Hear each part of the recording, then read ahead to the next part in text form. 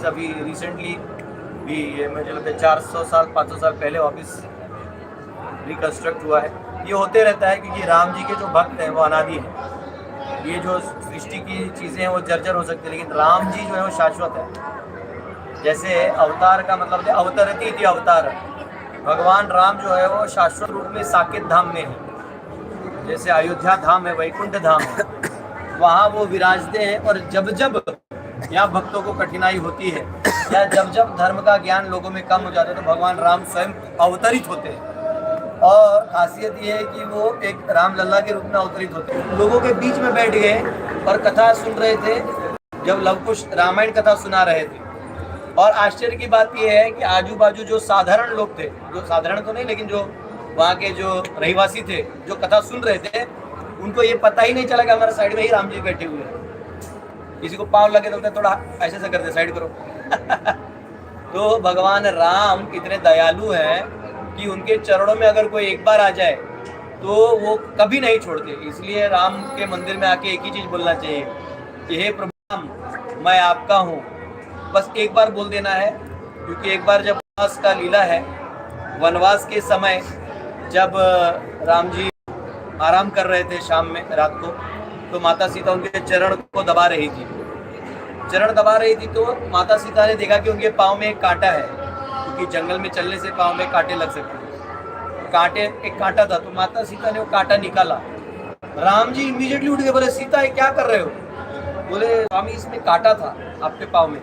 बोले नहीं नहीं नहीं, एक बार मेरे चरणों में कांटा स्वरूपी व्यक्ति भी अगर मेरा आश्रय ले ले तो मैं छोड़ता नहीं। तो ये राम जी है, इसलिए अगर कोई राम जी का एक बार शरण ले ले वो सीधा राम जी को कभी नहीं भूलते। इसलिए अयोध्या में अगर आप एक बार भी आते हैं, हो सकता है आपको वापस मौका ना मिला, बहुत दूर है, किसी और देश से आ रहे हैं, लाखों लाखों रुपए खर्चा करके आ रहे हैं, फिर यहाँ की भीड़ भाड़ में एडजस्ट करके चल रहे हैं, लेकिन इतना करने के बावजूद आपको एक चीज़ मिलने वाला है, वो है कि राम जी आपको नहीं भूलेंगे।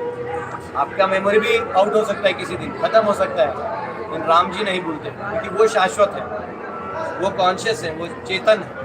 हम लोग तो चेतन होते अचेतन होते रहते, ऊपर नीचे चलते रहते, लेकिन भगवान हमेशा हमें याद रखते हैं। एक बार जब राम जी कैवट के साथ जो नाव चला रहा था, मंदाकिनी पार कर रहे थे चित्रकूट में, तो वहाँ पे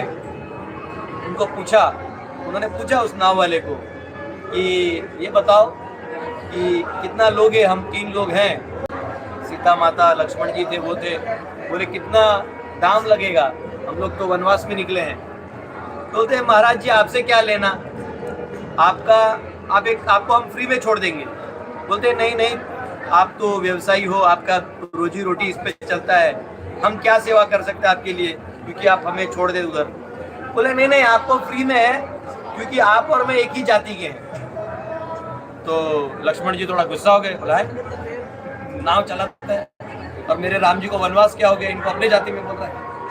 तो राम जी जानते थे जल्दी गुस्सा हो जाते, बोलते आप वो बड़ा भाई है, इसलिए अगले जन्म में बोले कि मुझे अगला बार आप प्रकट होंगे मैं बड़ा भाई बनूंगा। तो छोटा भाई बन के आपका वो सुनना पड़ता है और फिर आप शादी भी कर देते हो। तो बोले बोले बोले बताइए कैसे? तो उन्होंने कहा कि देखिए प्रभु, मैं तो लोगों को नदी पार कराता हूँ और आप जो है लोगों को भवसागर पार कराते हैं। तेषाम हम समुद्धरता मृत्यु संसार सागरात। भगवान कहते गीता 12वें अध्याय में कि मैं तो साहब को मृत्यु के संसार से ही निकाल देता हूँ, मेरे पास एक बार तो आके देखो। तो मैं नदी पार कराता हूँ, आप भवसागर पार कराते हैं, हम दोनों भी नाविक हुए। फर्क इतना है, मैं छोटा नदी पार करा रहा क्योंकि मैं छोटा हूँ, आप बड़े हैं तो बड़ा भवसागर पार करा देते हैं, लेकिन धंधा तो हम दोनों का एक ही है, पार कराने का। तो यहाँ मैं आपको फ्री करा देता हूँ, वहाँ आप मुझे फ्री करा दीजिएगा। जब आपका समय मेरा समय आएगा, हम शरीर छोड़ देंगे, तो मेरी आत्मा आपका नाम पुकारेगी, तो तब आप हमको उठा के बस साकेत धाम ले जाइएगा प्रभु। ऐसा कि राम जी ने उनको आलिंगन किया।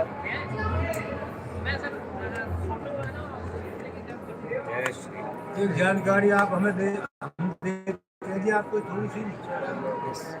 राम जी का बहुत हमारे साले जी आए हरियाणा से, उन्होंने उनका यजमान सिद्ध किया था। हाँ हाँ, चलो ठीक है, सोनगांव से। राम जी का स्थान है ये पूरे देश का ही नहीं, विदेश का ही नहीं, इंडोनेशिया, बाली